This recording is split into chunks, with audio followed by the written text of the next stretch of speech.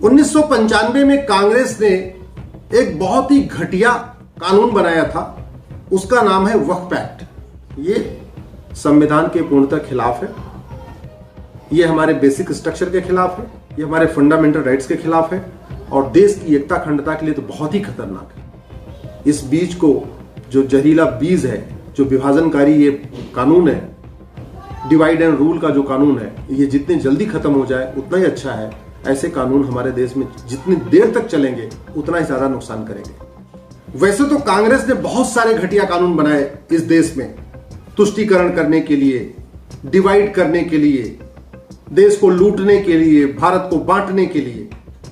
लेकिन जो 1995 में ये वक्फ एक्ट बनाया, ये तो मुझे लगता है सबसे भी ज्यादा खतरनाक है। वैसे तो अयोध्या आंदोलन जब शुरू हुआ 1990 में, उसके तुरंत बाद 1991 में कांग्रेस ने कानून बनाया और यह कहा कि अयोध्या के अलावा और कोई भी विषय अब कोर्ट के जरिए हल नहीं होगा। यानी काशी, मथुरा, भद्रकाली और देश भर में और जो 900 के आसपास मंदिर हैं जिसका विवाद चल रहा है, जिसको मुगलों ने लूटा था, तोड़ा था, जिस पे हिंदू उसका वापस अपना अधिकार चाहते हैं, उन सारे विषयों को 1991 में प्लेसेस ऑफ वर्शिप एक्ट बना के कांग्रेस ने बोला नहीं, जो जहां पे है, जिसका जो कब्जा है वही यथावत रहेगा। अगले साल 1992 में कांग्रेस ने कानून बनाया माइनॉरिटी कमीशन एक्ट, जिसके द्वारा अल्पसंख्यक आयोग बना है। उसमें यह नहीं बताया अल्पसंख्यक कौन है, माइनॉरिटी को आइडेंटिफाई कैसे करेंगे, 1% वाला माइनॉरिटी कि 5% वाले माइनॉरिटी, कुछ नहीं बताया। उसमें सीधे सीधे माइनॉरिटी कमीशन बना दिया। यह तीसरा कानून बनाया 1995 में, कांग्रेस की सरकार, नरसिंह राव प्रधानमंत्री, और इस कानून में एक उन्होंने वक्फ बोर्ड बनाया। बहुत ध्यान से समझिए कानून कितना घटिया है। वक्फ बोर्ड में 7 सदस्य हैं, एक एमएलए है उसमें, वो मुस्लिम होगा, एक एमपी होगा वक्फ बोर्ड में, वो भी मुस्लिम होगा, एक उसमें वकील होगा, वो भी मुस्लिम होगा, एक कोई सरकारी अधिकारी होगा, आईएएस या पीसीएस अधिकारी, वो भी मुस्लिम होगा, एक कोई उसमें इंजीनियर होगा या टाउन प्लानर होगा, वो भी मुस्लिम होगा, एक उसमें मुतवल्ली होगा जो नमाज वगैरह पढ़ाते हैं, स्वाभाविक सी बात है वो मुस्लिम होगा, और एक कुरान का जानकार, स्वाभाविक सी बात है वो भी मुस्लिम होगा। तो 7 सदस्य इसमें होंगे वक्फ बोर्ड में, 7 के 7 तो मुस्लिम होंगे। और इस बोर्ड को इतनी पावर दी हुई है कि वो जिस जमीन पे उंगली रख दे, ये जमीन हमारी है, वो नोटिस इशू कर सकता है। मंदिर हो, गुरुद्वारा हो, चर्च हो, जैन मंदिर हो, बौद्ध मंदिर हो, मठ हो, अखाड़ा हो, सरकारी जमीन हो, नुजूल की जमीन हो, चारागाह हो, जिस जमीन पे वो बोर्ड जाके कह दे कि हमारी जमीन है, वो किसी को नोटिस इशू कर सकता है। और जब नोटिस इशू कर देगा तो उसकी नोटिस के खिलाफ आप अपने कोर्ट में जा नहीं सकते। कहने का मतलब, अगर नोएडा की जमीन है, नोएडा की जमीन पे वक्फ बोर्ड ये कहता है ये जमीन हमारी है, तो जो असली जमीन का मालिक है वो नोएडा की कोर्ट में नहीं जा सकता, उसको उस ट्राइब्यूनल के सामने जाना पड़ेगा जो लखनऊ में है। पहले उस बोर्ड के सामने जाना पड़ेगा, वक्फ बोर्ड के सामने अपनी सफाई पेश करने, वो भी लखनऊ में है, और वक्फ बोर्ड के बाद ट्राइब्यूनल में जाना पड़ेगा, वो भी लखनऊ में है।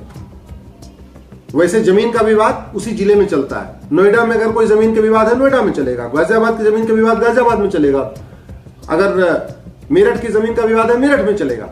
लेकिन जहां वक्फ बोर्ड कह दे कि यह जमीन हमारी है, उसका विवाद किसी कोर्ट में नहीं चलेगा। यह इस कानून में लिखा हुआ है। इस वक्फ बोर्ड के ऊपर करोड़ों रुपए खर्च हो रहा है।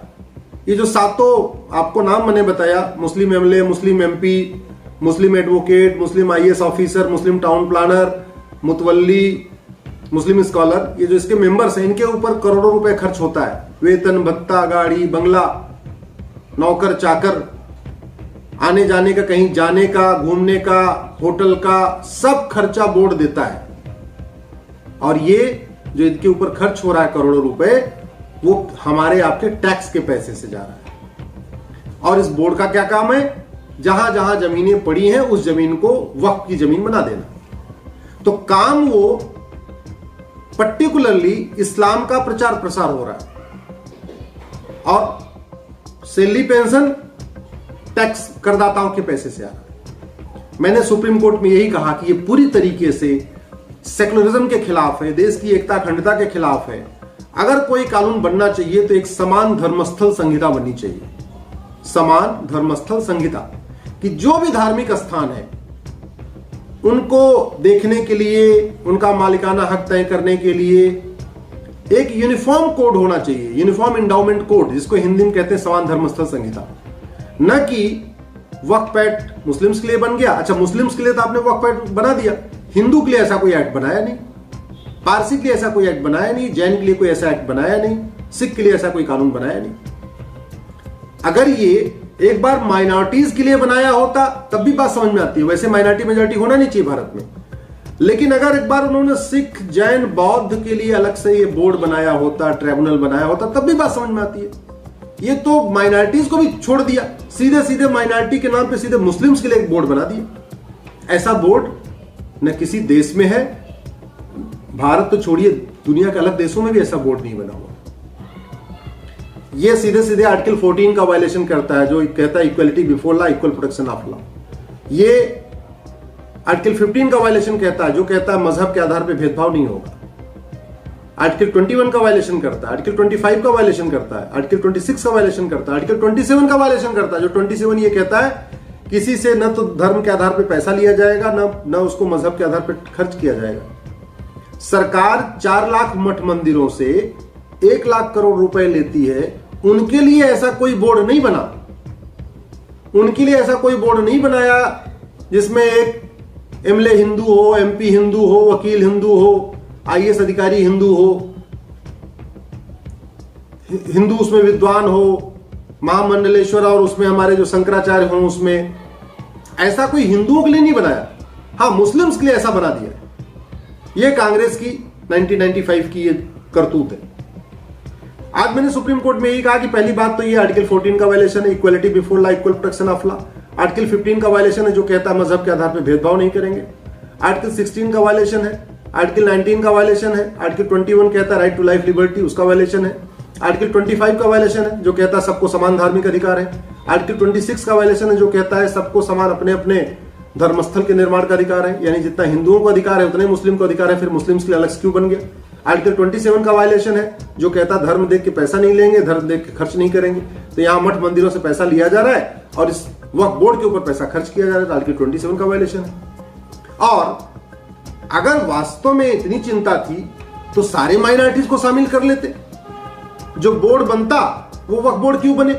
भाई वक्फ नाम की चीज तो कहीं कॉन्स्टिट्यूशन में है ही नहीं। अगर संविधान निर्माताओं को वक्फ बोर्ड बनाने के उनके मन में कोई विचार आता तो कहीं एक जगह संविधान में वक्फ शब्द तो होता, पूरे संविधान में कहीं वक्फ शब्द है ही नहीं है। अब इस काले कानून के कारण लोगों को न्याय ठीक से नहीं मिल पा रहा है, लोगों के लिए कोर्ट के दरवाजे बंद हो गए। और जबकि वक्फ बोर्ड के पास भारत में सबसे ज्यादा जमीन है। अगर आप आर्मी और रेलवे इसको छोड़ दें, दोनों सरकारी डिपार्टमेंट है, तो प्राइवेट मामलों में सबसे ज्यादा जमीन वक्फ के पास है। मठ मंदिरों के पास इतनी जमीन नहीं है जितना कि वक्फ के पास है, और इसके बावजूद ऐसी पावर दे रखी है, जितने चारागाह है वक्फ उसको कब्जा कर लेता, कहता हमारा है। गौचर जमीनें हैं उसको ले लेता है, नजूल की जमीनें अपने आप ले लेता है, फ्री होल्ड की जमीनें वहां भी ले लेता है।